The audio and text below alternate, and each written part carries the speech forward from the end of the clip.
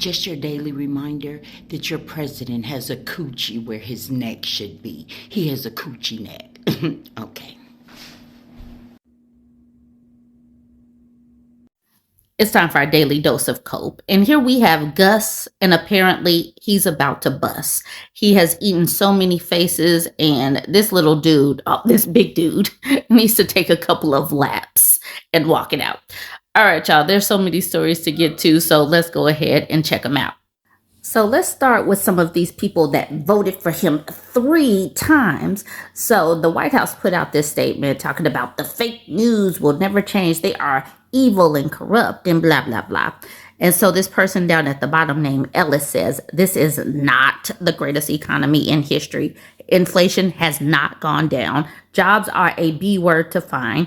Everything is not affordable, and finding housing is outrageous. I voted for you 3 times, and I'm sick as F listening to you lie to us about how great things are. So he has had enough. He has had enough.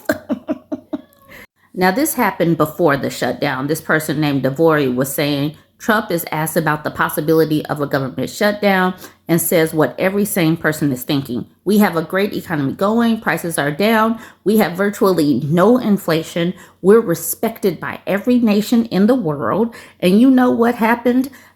Maybe the Democrats. All right.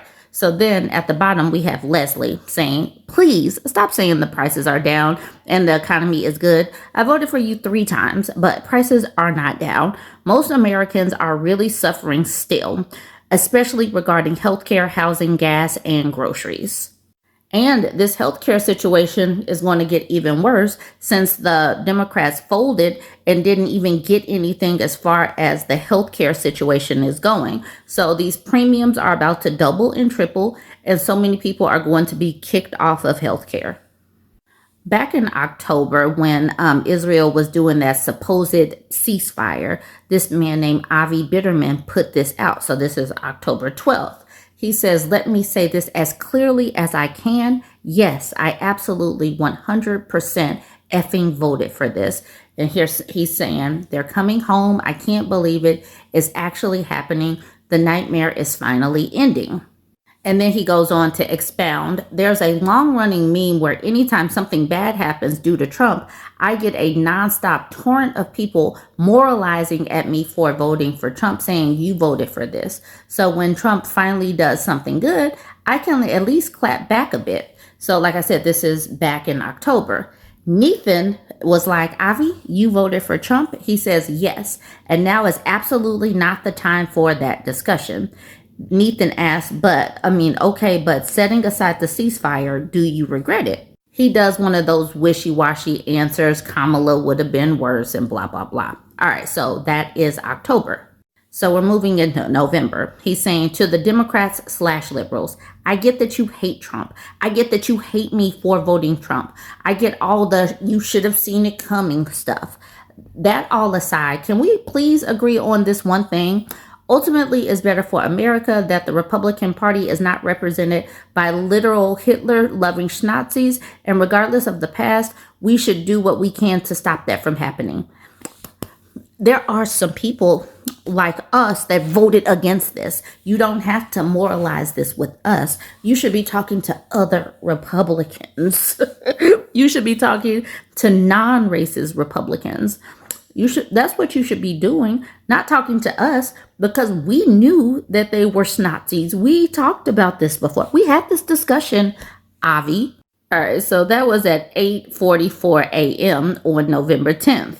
12:27 p.m. the very next day, he says, I appear to have badly misjudged things here. I hereby retract any and all requests, both actual and imagined, and replace it with just one. Leave me the F alone, please. I think that he started getting run down by groypers. Groypers do not like these people, I think. I don't know. But now he's like muting his own post because he's being overrun. So let's move on to this Barstool man. And I think he's a podcaster as well. He's feeling a definitive shift towards anti-Semitism. He says people are coming up with real hate. He definitely voted MAGA, like, yay, let's go. He thought he was a part of the group. He is seeing right now the anti-Semitism that's coming from inside. I know that this is coming from the inside. Dave Portnoy said in an interview with CBS Sunday Morning that he's experiencing daily anti-Semitism, a shift, he said, from the occasional hateful comments he used to get. It's every day now, like there's a definitive shift in what's going on. On Friday, Portnoy was recording a one-bite pizza review in Mississippi when someone yelled an anti-Semitic comment at him. His interview with Ducklepill was taped before the incident, but their conversation touched on a recent rise in hateful comments. Not a whole lot of how it started, how it's going, but he did, more motivation did give us this one. So how it started, we have this person named Ryan. Now, this was back in July 2024. Ryan says, Americans who hate Donald Trump more than they love America have become a far greater threat to our republic, democracy, than the pretend threat that they love to claim Trump is. We were fine with Trump in office, but we're dying with Biden. Wake up. Fast forward to today, November 11th, saying, voting has not brought economic relief or actual justice. I got laid off in August and have been looking for work ever since. Where are the Epstein files? Why aren't rogue judges and local officials being held accountable? Doge found billions in fraud. Who's being charged? They really believe that Doge found billions of dollars. No, they did not. That is a lie. And Doge is going to end up costing the American public so much more money with all of the lawsuits and lack of productivity and severance packages and all of that. These people are ridiculous in that they believe this. And they really are holding steadfast to this Epstein file being released. No, like, I know that their brains are wrapped up in a pretzel, acting like Donald Trump is not in these Epstein files. Here's more motivation again. He posted this saying, it's difficult to garner sympathy for this group of people who keep voting against their best interests repeatedly. It's the same damn story after every election. And that's one of the reasons why I keep saying that Farmers for Trump have to be the dumbest demographic of MAGA, because they are getting screwed in like 5 to 6 or maybe 7 different ways. They're getting so screwed, but they voted for this. They got screwed the first time and they did it again. So I have no sympathy either. So this Occupy Democrats post says farmers are just hurting. No other way to explain it. Trump has been horrible for them, but they voted for Donald Trump. So who has any sympathy for these people? My field of F's, it's barren. I checked. The Republicans in office really thought that they were going to be able to gerrymander the hell out of everything. They were just going to come in and just redraw these maps so that they got some kind of perceived advantage. Well, this person, Kevin Kiley out of California, now that is some alliteration for you. Kevin Kiley out of California says, I warned the speaker for months that a redistricting war was 1, bad for the country, 2, unpopular with members on both sides, 3, likely to end as a wash. Yet he cheered it on rather than try to stop it. So, and then he has shared this from Dave Wasserman saying, between Ohio, Kansas, California, Virginia, and now this huge win in Utah, Democrats have quietly strung together an impressive streak of victories over the past few weeks that have surprisingly pushed the mid-decade redistricting war closer to a draw.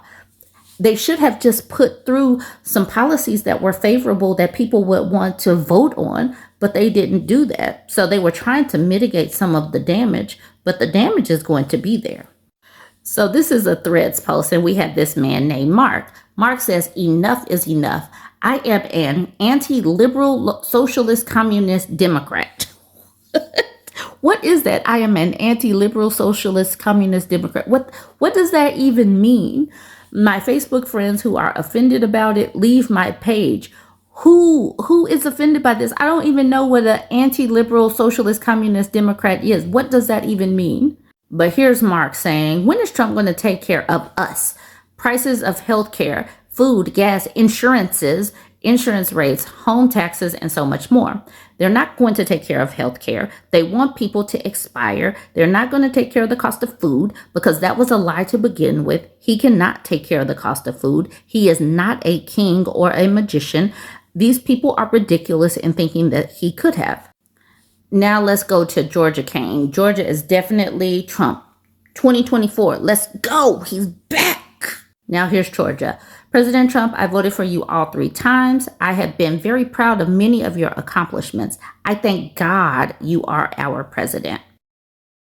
But I am disappointed in you right now for letting the government of the United States of America, the greatest country in the world, shut down. The buck stops with you. You're a master at negotiating. So get everyone together and work a deal to reopen our government. This is genuinely hurting Americans. Fix it, please.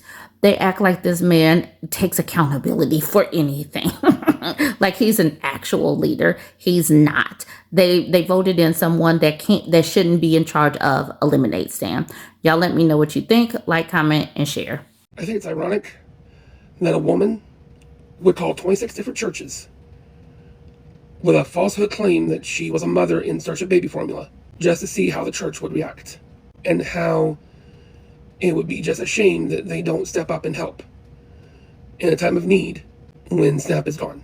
I just think it's highly ironic because in Ephesians 4:25. Yeah, we're going to stop right there because you guys love to quote scripture all the time, except for the scripture that actually may apply to a situation. You like to cherry pick, so we're just going to move on from that. You're completely missing the plot here, just like all the other Christians that have spoken out negatively against this creator and all the pastors that had something to say today. One even I saw with death threats.